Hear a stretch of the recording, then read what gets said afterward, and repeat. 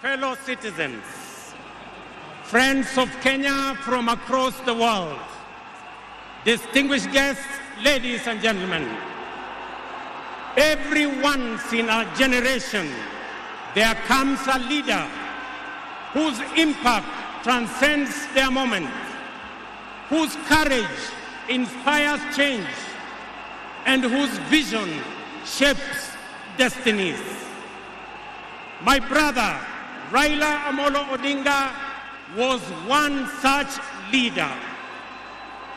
Across space and time, there are few exceptional persons who, when summoned by the call of history, rise to meet the challenges and opportunities of their time with indomitable vigor, with absolute conviction, and with unwavering valor. The Right Honorable Raila Odinga, Ward Mary, Ward Nyar Alego, Agwambo, Tinga, Jacom, Enigma, Ward Ping, Baba, the man in whose honor we gather here today, belongs to that rare, irreplaceable breed of human beings. My dear brother Raila Odinga, as we bid you farewell, we do so with the deepest gratitude as a nation and as a people. We grieve your loss. We celebrate your 80 years of presence and also salute you for the great statesman and patriot that you were. To Mama Ida and your children, Rosemary, Raila Jr., and Winnie, as well as the larger Odinga family, led by our elder brother, Senator Dr. Oburu Odinga, please accept the nation's most heartfelt condolences on this immense loss. Kenya stands with you in this moment of sorrow. We share in your inexpressible grief, but we also share in your pride for your husband, your father, your brother, and your kin, who belonged not only to you, but also to us. Thank you for sharing him so generously with us as families and as a nation. Amolo may no longer walk with us, but his spirit lives within every Kenyan and every African. Such was the depth of his influence and impact that even in his absence, his presence endures. Fellow citizens, we gather here today not just to mourn the passing on of Baba, but celebrate his purpose, his vision, and his ideals. He walked among us as a man, but he also charged among us as a movement for change, a movement for justice, and a movement for inclusivity, and a movement for a greater and better Kenya. Allow me, fellow citizens, at this solemn moment, to also speak as an ordinary Kenyan, a father, a brother, and a fellow traveler in the journey of our nation's history. I have come a very long way with Baba.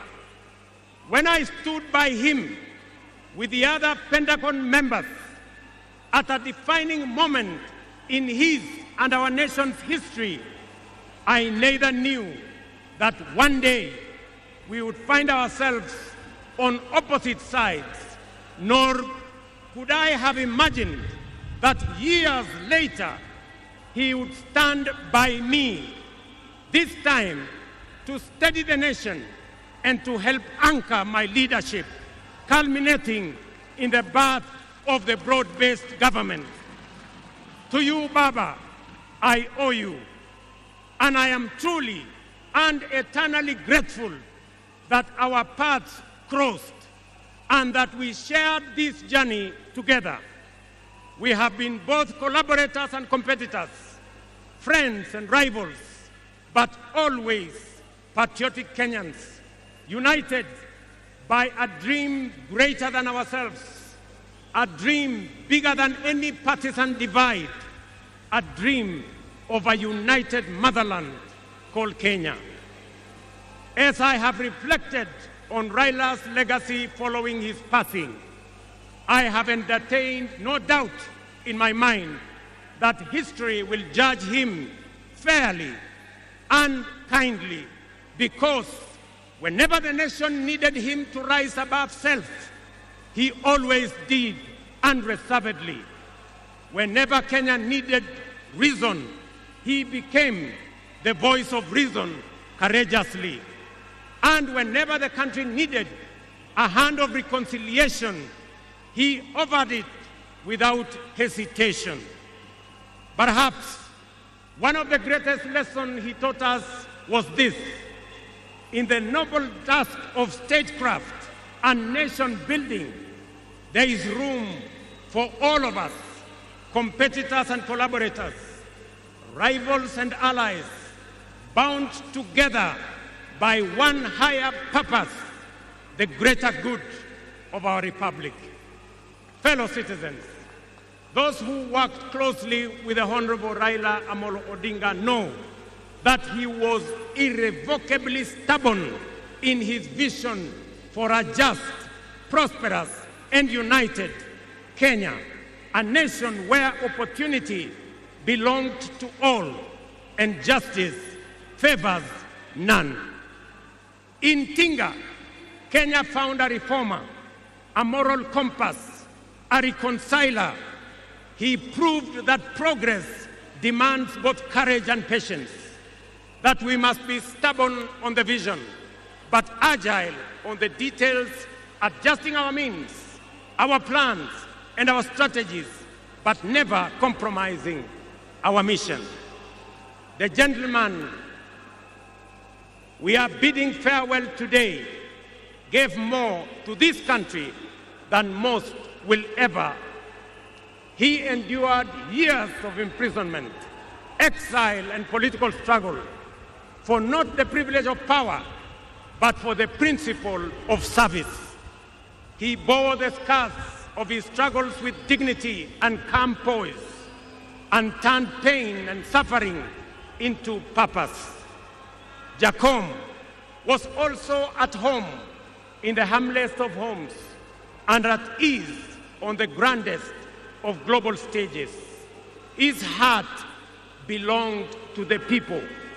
He shared in their pain, rejoiced in their victories, and never lost faith in the people's goodness. Fellow monarchs, one of the Honorable Raila Odinga's favorite songs was Jamaica, Farewell by Harry Belafonte, a melody of longing and gentle sorrow. He often broke into a dance and with a big smile sang, "Round the Bay of Mexico, where the sun shines daily on the mountaintop.